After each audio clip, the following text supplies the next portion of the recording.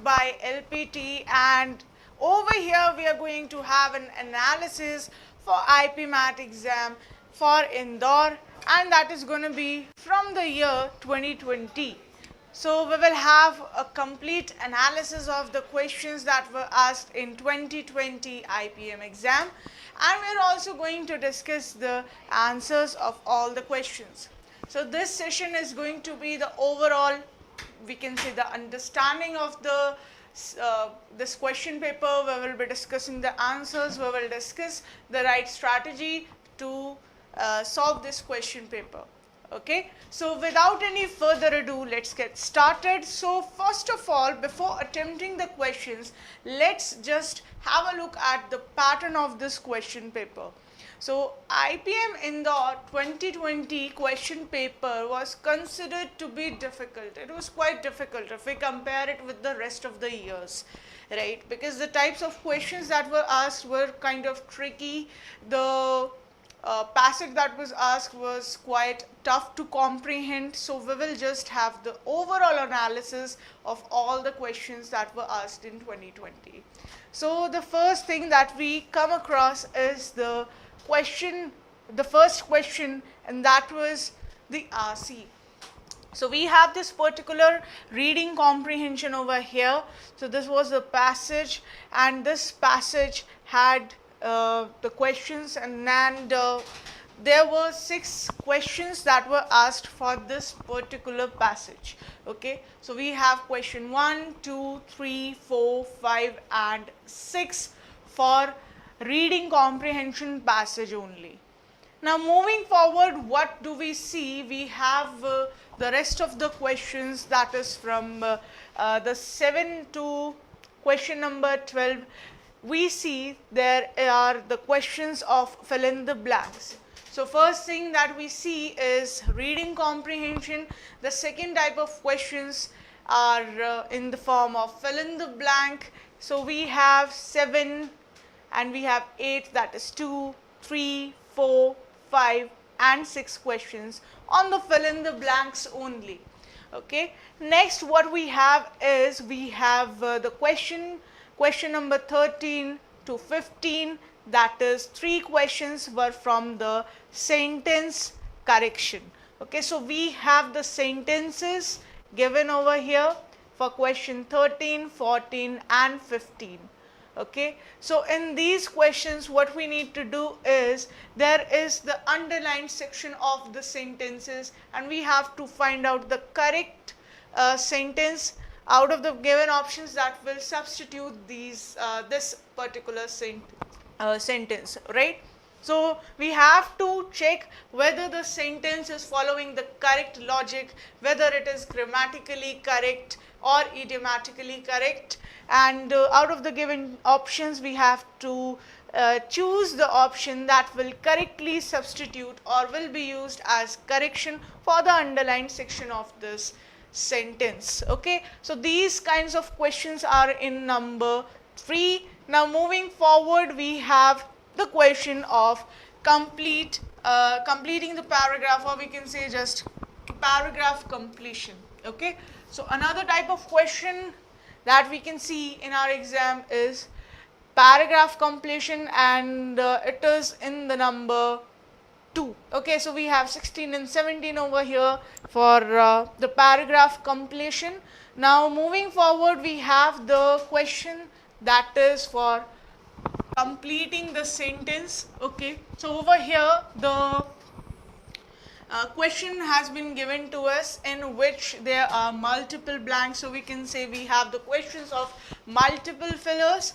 So previously we came across the question that was for fill in the blank, wherein only single blank was given in the question. Over here we have more than one, and we can consider them as the multiple fillers, right? So we have around 1, 2, 3, 4 and 5 questions from multiple fillers only. Now moving forward to next we come across the correct or incorrect usage of the words. Okay, so there will be certain word being used in these sentences, we have to identify whether the word that is being used in the sentence is correct or not. We have to choose the incorrect usage of the word out of the given sentences in these 4 options. And these questions are in number 1, we have, okay, so we have 1, we have 2, we have 3, we have 4, and these were the 4 questions from the correct usage of the word. Next we have is parajumble, that is in the number 1, 2 and 3. Alright, so we have 3 parajumbles over here. So first thing that you guys should be doing whenever you are attempting any question paper, the previous year question paper, whenever you are analyzing the question paper, the first thing that you should do during the analysis is get to know how many types of questions are there in your question paper. Okay, so whenever you are analyzing your answers, you have to check what kinds of questions were incorrect.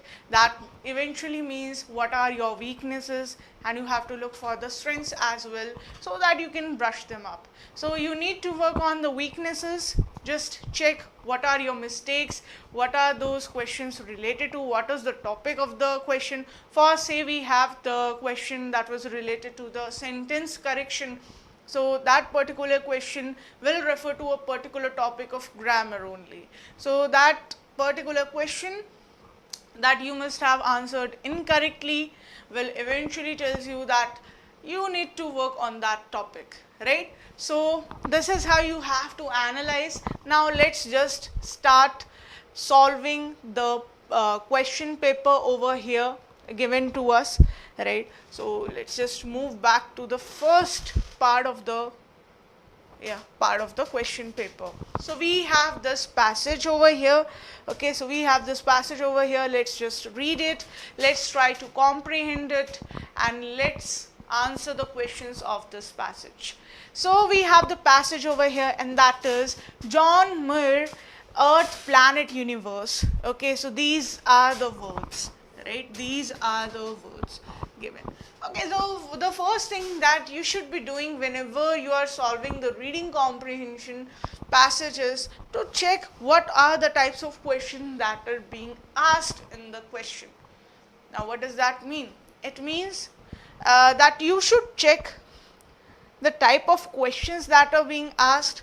So basically in your IPMAT exam, there would be the variation of the questions, there would be the variety of questions for the essays. Now what does that mean? It means that there will be different types of questions being asked in the IPMAT exam. So basically the questions in the reading comprehension won't be the direct questions. That means you won't directly find out the answers of the questions while reading the passage. So over here you would have to answer the questions that would be in indirect form. Okay, so we have 3 kinds of variety. We have 3 kinds of variety of questions that can be asked in your IPMAT exam. And that is, the first kind is the direct questions. Okay, so you can just directly find out the answers of these kinds of questions. The second types of questions are inference based. Okay, so there will be some sentences, some words, and you have to figure out the inferences of them. Next we have the evaluative type of question. So these are the major types of questions that will be asked in the IPM exam. Okay, now let's just understand what these 3 are. So direct questions are the one that will have direct answers. Okay, you will just find the answers directly. Okay, so these types of questions have direct answers. Now moving forward to next one is what? Next one is the evaluative type of question. Okay, now we have the second category, and that is evaluative. So what kind of questions will be categorized in this particular category? The first type will be related to the main theme. Okay, so there would be question wherein you would be asked what is the main theme of the passage. It will be related to the idea as well, what is the central idea, what is the primary idea, and so on. Next thing is what is the tone of the passage, what is the attitude of the author towards the thing that is being discussed in the passage, right? And the other types of questions can be related to what is the style of the passage, or it can also be what is the primary purpose of the author behind writing this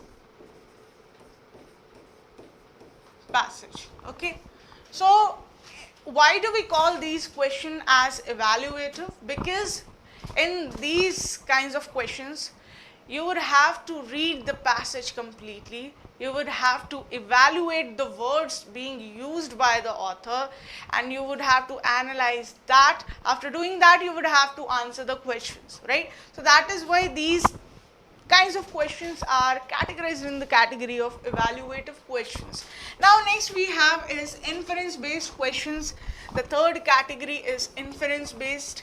Okay, now what does that mean? It means that there would be certain statement, there would be the usage of certain words in the passage, and the question would be like, what does the author mean by these words, what does the author mean by these lines, and so on. So you would have to draw out the references, the inferences of the lines or the words being used in the passage. So you would have to find out the contextual meaning and what is the purpose of those words or statements in a particular passage. Okay, so these are the types of questions that are going to be asked to you. Now, in your academic years, you must have came across the comprehension passages like in 11th and 12th grade. So the passages are quite easy, right? The questions are direct, you can easily figure out the answers of these questions. But in the IPMAT exam, the questions are not going to be just the direct ones. There would be the evaluative question as well, and there will be inference based questions as well.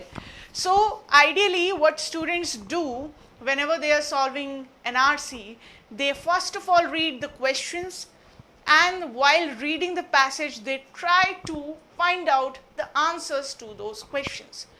But this trick, this strategy can be followed only if all the questions are being asked in direct manner. But if you have the questions that can be of inferences, that can be evaluative kind of questions, so this strategy won't work over there, right? So what should be the ideal strategy to tackle any RC? So the thing is, the first thing that you should do is you should try to find out in what category does the question fall in.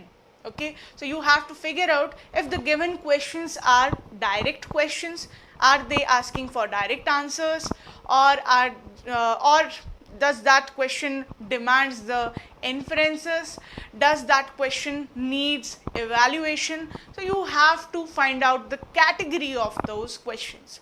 Okay, so whenever you are solving the RC, you don't have to look for the information that is being asked, you have to look for the type of question that is being asked.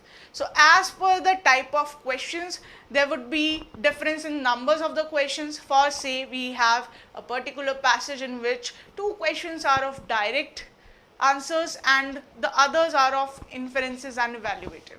So in these kinds of passages, you would have to read the passage, the complete passage carefully. Whereas if you have more number of direct questions, so in that you can just have some sort of leniency while answering those questions.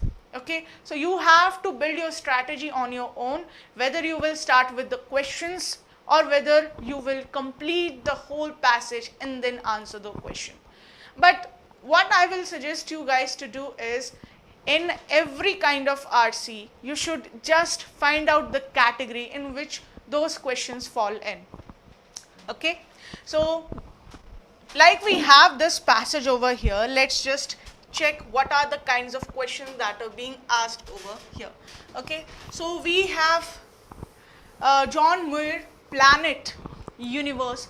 Muir wrote this in his book, in his notebook, because. So this question is inference based question. That means this particular phrase was used by the author, right? And we would have to describe why it was done. So this is the inference based question over here. Moving forward to next question, let's see what is the next type of question. Next we have, which of these did John Muir have no great difficulty in doing? So this is the direct answer question, right? Next we have what we have, how did the experience with nature affect John Muir? So this is some sort of inference based question, right? Next we have, according to the passage, in what way was Muir affected by his injury? So this is something that is asking for the direct answers, right? So we can just find out the detail very easily for this question. Next we have, when Muir said that he botanized, he meant that he what, right? So this is the word that is being used in the passage. Now we have to figure out the contextual meaning of this word as per the passage. Okay, so we don't have to look for the exact meaning of this word, we would have to look for the contextual meaning of this word, why this particular word was used in the passage. Okay, so this particular question is for vocab in context, so we can categorize it in the category of inference based questions. All right, now moving forward to next we have question number 6, and that is, which of these sentences is not true? And for this we would have to read the passage completely, so that is why we can say this is some sort of indirect question.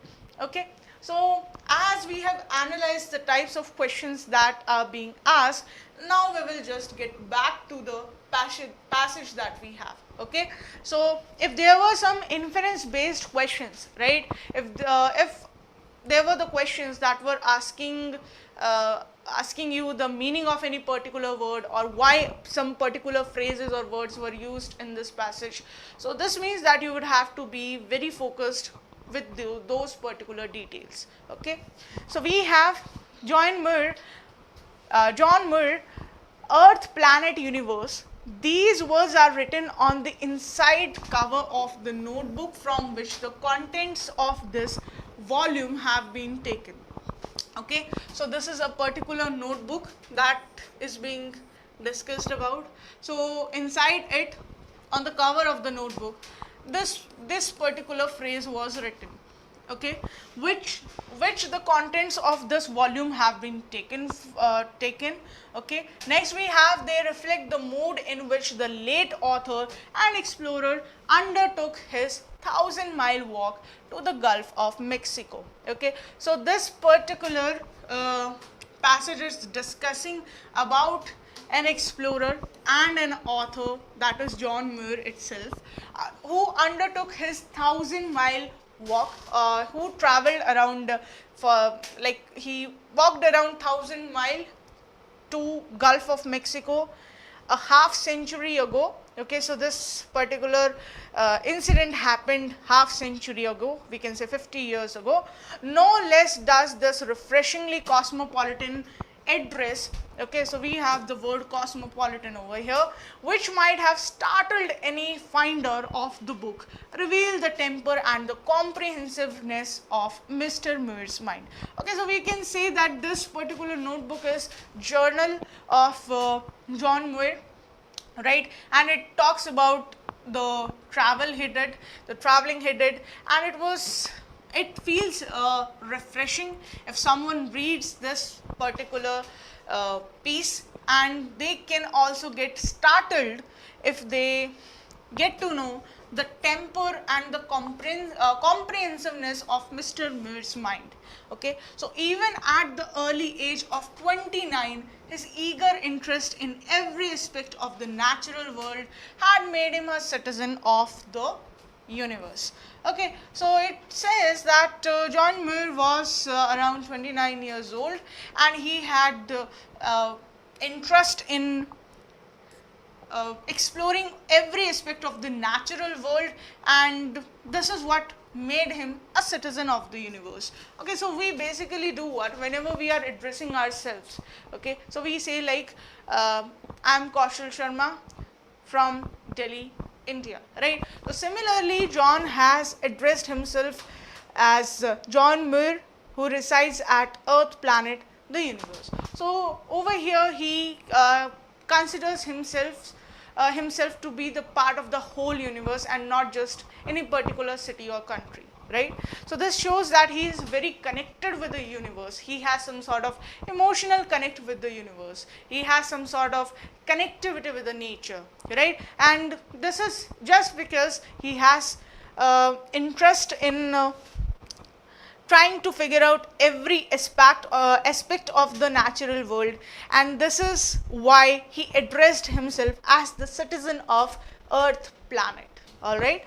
Next, on these expeditions, he had disciplined himself to endure hardship. So this means that while pursuing these these explorations that he's been doing, he disciplined himself to endure the hardship. That means he loves to do hardship. For his notebooks disclose the fact that he often went hungry. It shows that he was so much interested that he was even ignoring the starvation, right? So even though he was hungry, he had to sleep in the woods, in the forest, or on the open prairies. The prairies word means the grasslands, okay? So instead of looking for the comforts, he actually compromised with the comforts of we can say the house, and that is just because he has the interest to know the world, right? So he is even ready to be hungry to pursue this. He can even sleep in the woods, and he can even live on the open grasslands with no cover except the clothes he wore. So he doesn't have any ceiling. It shows that he doesn't prefer to stay in a particular room or in a particular building, but he loves to be in a natural environment. All right. Now moving forward to next we have, oftentimes Mr. Muir writes in some unpublished biographical notes. That means that he has some biographical notes that were unpublished. Okay. So it says that I had to sleep mill without blankets and also without supper or breakfast. Okay, so with these words used by him, it is clear that he was ready to stay without the comforts, without the food. But usually I had no great difficulty in finding a loaf of bread in the widely scattered clearings of the farmers. So this shows that he could sacrifice the supper, the breakfast, he can sacrifice all the comforts, and he thinks that it is not at all a great difficulty because he somehow manages to receive loaf of bread from the farmers in those clearings. Okay, so with one of these big backward loaves that he got, I was able to wander many a long wild mile. So it shows that he once he received those loaves of breads, he could use it for a long wild mile. That shows that he could travel long. That means he could just somehow manage with that particular big loaf of bread. Okay, and as the winds in the glorious forests and bogs, gathering plants and feeding on God's abounding, inexhaustible spiritual beauty bread. So he thinks that this particular bread that is allowing him to witness the glorious forests, the bogs, the gathering plants, and feeding on the God's abounding. It shows that these plants are surviving due to the grace of God, right? And because of this particular bread, he calls this bread inexhaustible spiritual beauty, because he is able to we can say quench his starvation. He could just clear out the starvation. We just simply say that because of this bread, he is not feeling he is not feeling hungry, and he could pursue his explorations, right? Next we have only once in my long Canada wanderings. So it discusses how he was once traveling in Canada, was the deep peace of the wilderness savagely broken. So he says that the thing that he have been pursuing is giving him peace, and he says that this peace was once broken due to an incident. So it happened in the maple woods, so maple tree forest, about midnight when I was cold and my fire was low. I was awakened by the awfully dismal howling of the wolves and got up in haste to replenish the fire.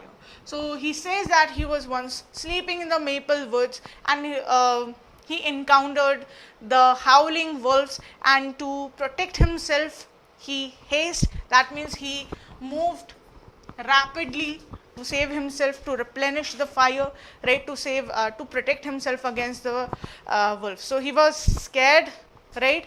So had it not been for the accidental injury to his right eye in the month of March 1867, so due to this particular incident he got an injury in his right eye, he probably would have started somewhat earlier than he did.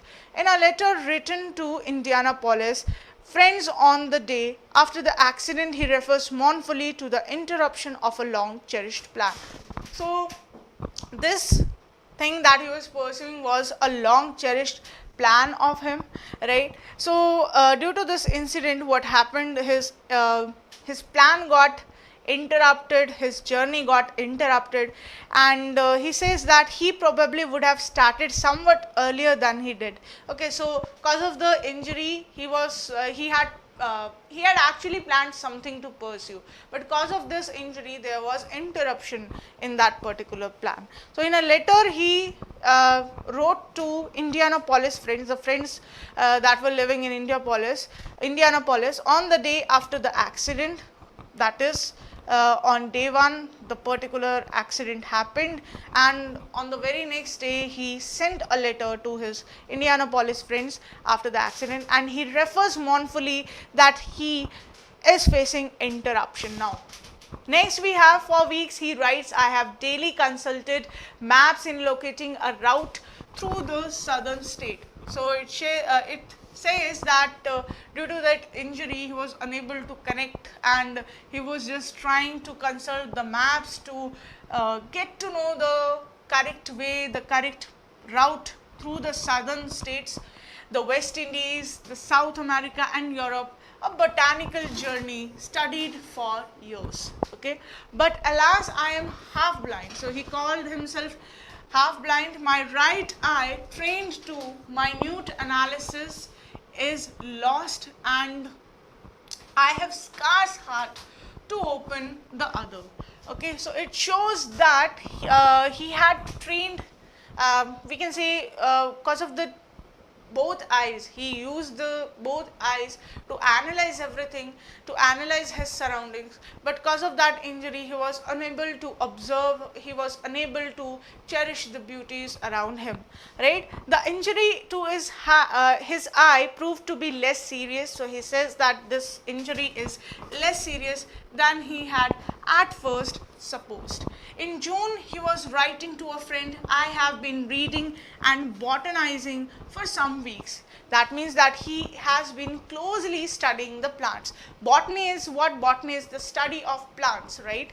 Next, for some weeks, and find that for such work I am not very much disabled. So he says that he was pursuing this, he had been reading, he had been studying about the plants, and he believes that this particular accident is not that much bad.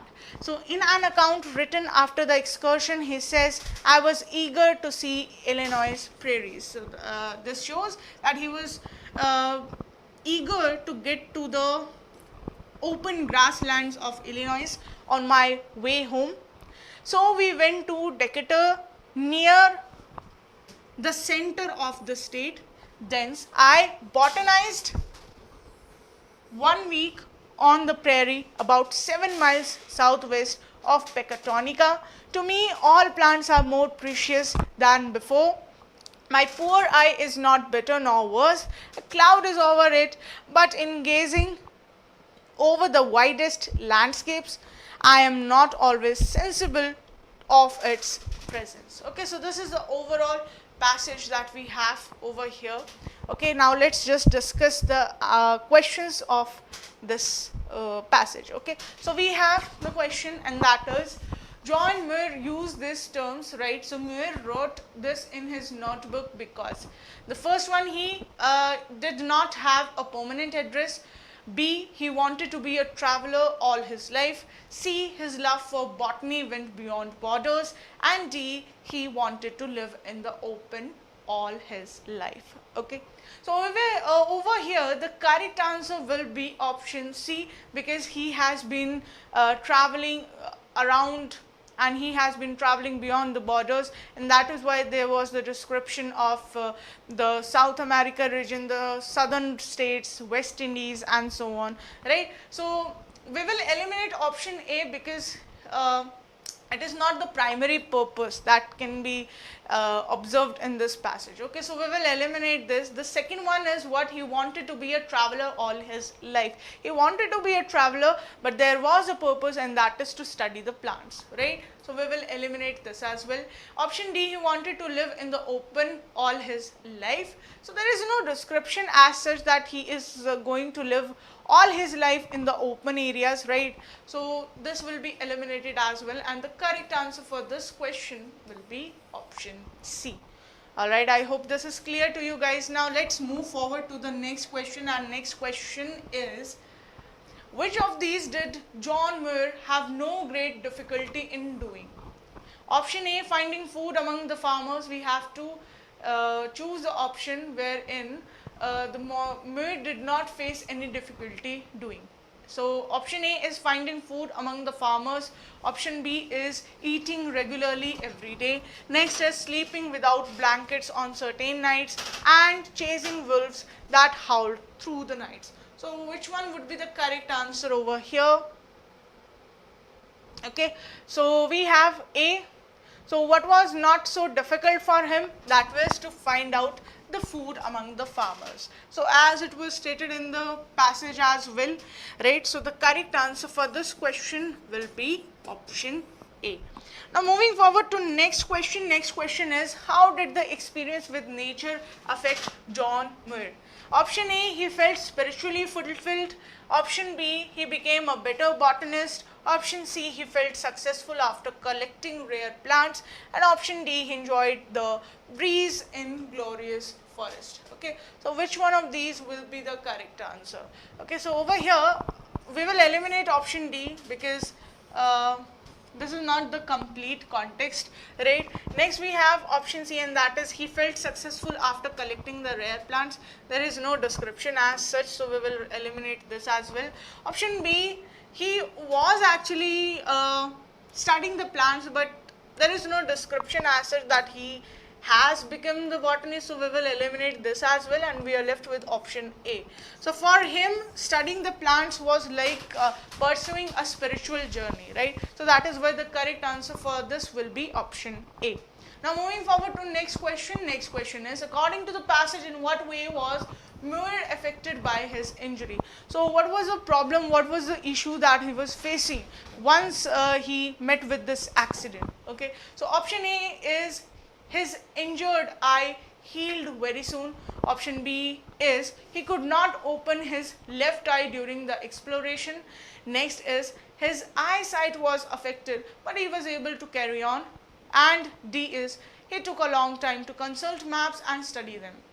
Okay, so it says that his injured eye healed very soon, but there is no description as such. If we just refer to the last lines of the passage, let's just check it once.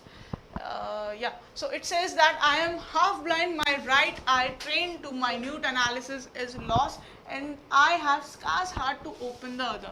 Okay, so the injury to his eye proved to be less serious, and in this particular part of the sentence it can be seen that he was somehow able to manage to read everything, right? So the correct answer for this question will be what?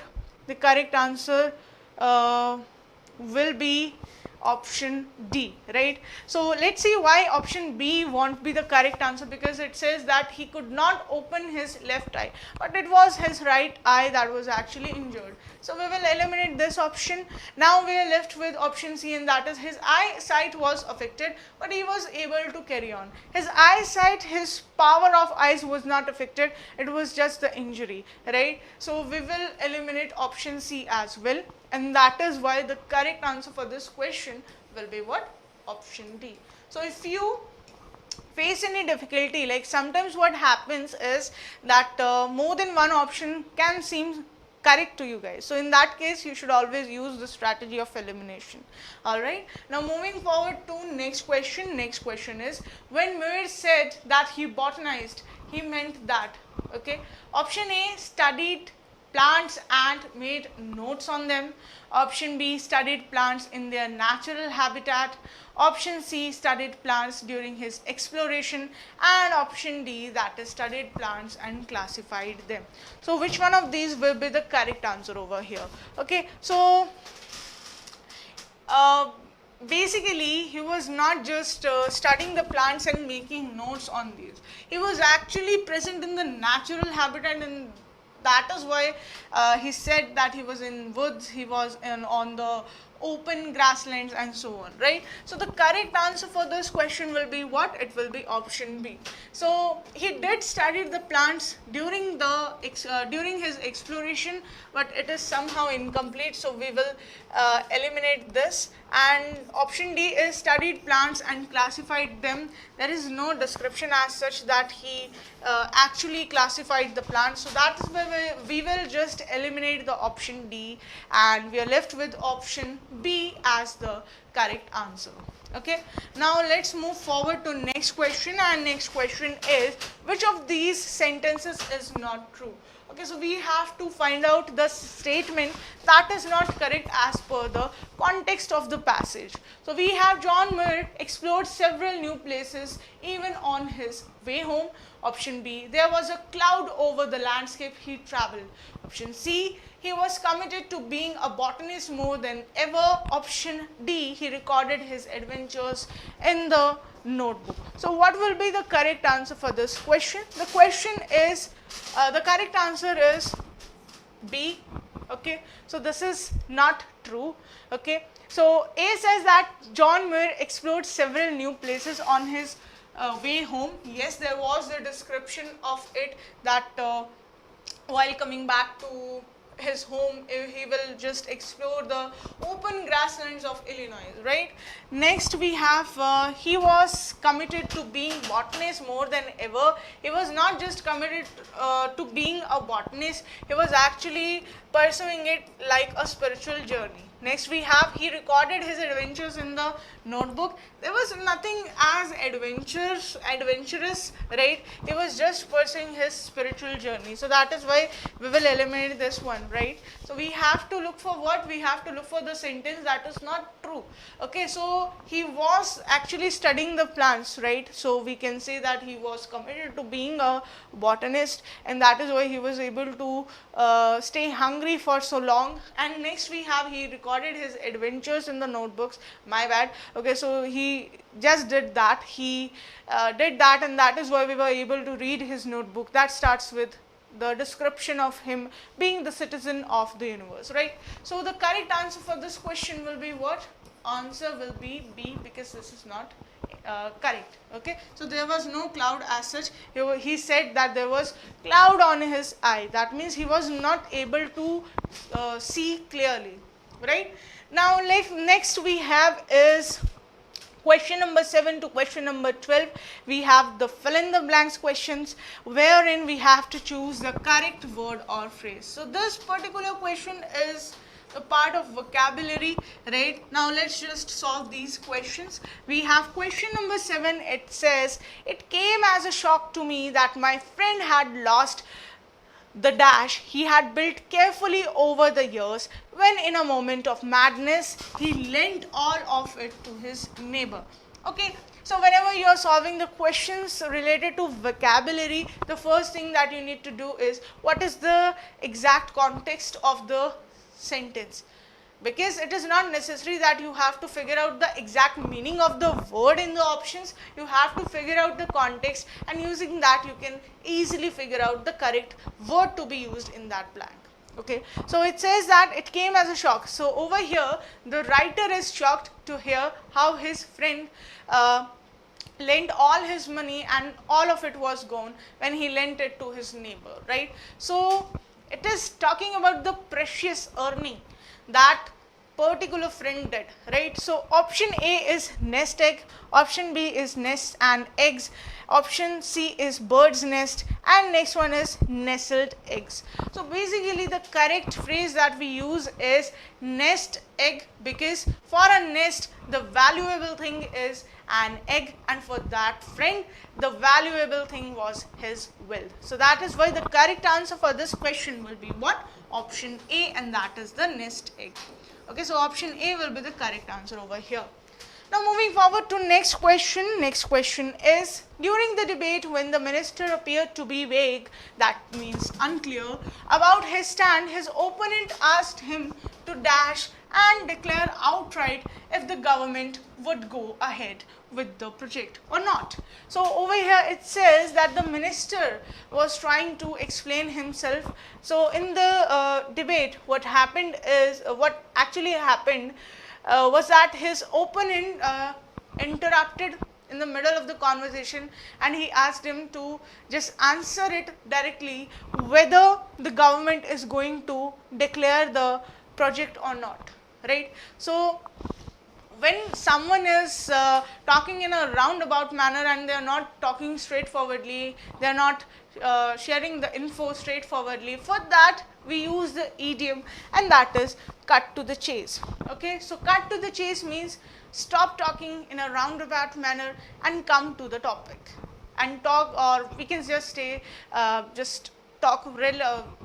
just give the relevant information, right? So the correct answer for this question will be what? It will be option B. So option B will be the correct answer for this question. Now moving forward to next we have, it is irritating when co-workers dismiss your ideas and later present those very ideas as their own. They just want to do what? So what do they actually want to do? What do these kinds of people actually do? Okay, so first is steal your credit. So they are actually stealing your credit, but over here we need an idiom or phrase, and any idiom or phrase doesn't have a literal meaning, they have contextual meanings, right? So we would have to choose the one that will match with this sentence contextually. So it won't be steal your credit, it won't be steal your crown, it will be steal your thunder. Okay, so the correct answer for this question will be what? Option C, and that is steal your thunder. Now moving forward to next question. Next question is, before the start of the meeting I am dash on the latest developments. So what will be the correct answer over here? Taking you through, going to share, going to bring you up to speed, going to be explaining. So what should be the correct answer over here? The correct answer will be, okay, so we have taking you through, we have going to share, we have bring you up. Okay, so the correct answer is what? That is option C. Bring you up is the idiom that we use to show that we are going to introduce you to something, right? So the correct answer for this question will be what? Option C. Next we have, despite statistics showing slowdown in the economy, the professor was dash about it. So the first one is in affirmation, that is he has some sort of faith regarding something. Option B, that is in denial, this means rejecting something. In protest means to stand against something. In shock, we say being surprised or shocked to see something. So as per the context, we will just figure out which one of these will be used. Okay, so any of the words given in these options can be used over here, but if you check, there is the word being used, and that is despite. So the word despite, in spite, however, and so on are used for connecting the sentences that have contrasting ideas. Okay, so this means this particular part of the sentence is giving you the negative context, then the following sentence should have a positive context. So these words like denial, protest, shock, these are of negative context, and the positive one is what? Affirmation. To affirm means to have a strong belief in something, right? So that is why the correct answer for this question will be option A, that is in affirmation. Now moving forward to next question. Next question is, after the discovery of the relics, the historian was asked to dash the significance of the discovery. Now relics are what? Relics are the artifacts of a particular time period in history, right? So he was actually asked to explain the significance of his discovery. So for this, what should we use? The first one is throw light on, the second one is shed meaning on, turn light on, or focus meaning on. The correct answer will be what? Option A, that is throw light on. So throw light on means to explain something, to reveal something, and so on. Alright, I hope all the questions are clear to you guys. So over here we are just winding up this session. In the upcoming session we will discuss the rest of the questions, right? We will discuss the rest of the questions that are left. We have completed 12 questions out of 30, and the remaining ones will be covered tomorrow at the same time on the platform of IPMAT by LPT. I hope this session was insightful for you guys, helpful for you guys, and it would have help you to build the right strategy to solve the questions of the question paper. Alright, so we will catch up soon later. Till then, stay tuned and connected with IPMAT by LPT.